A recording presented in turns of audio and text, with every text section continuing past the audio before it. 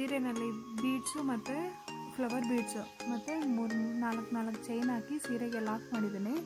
So ಈ ಥರ full ಸ್ಯಾರಿನೂ ಹಾಕ್ಕೊತಾ ಬರಬೇಕು. ಸ್ಟಾರ್ಟಿಂಗಲ್ಲಿ ಮಾತ್ರ 5 ಚೈನ್ ಹಾಕಿ 2 ಸಲ ಮಾತ್ರ ಸೀರೆಗೆ ಲಾಕ್ ಮಾಡಬೇಕು. ಆಮೇಲೆ ಬೀಡ್ಸ್ ಹಾಕಬೇಕು.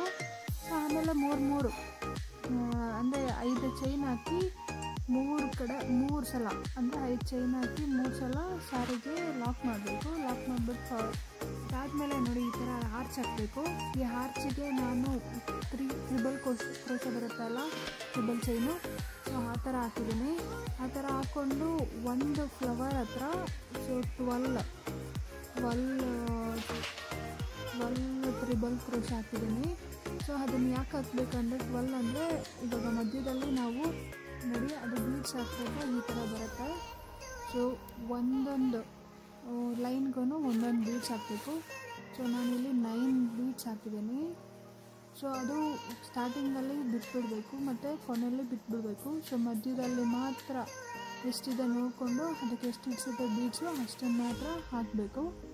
ಸೊ ಇದು ನೋಡಿ ಕುಚ್ಕಟ್ಟಿದಾದ್ಮೇಲೆ ಈ ಥರ ಕಾಣಿಸುತ್ತೆ. ಸೊ ಇದು ಬೀಡ್ಸ್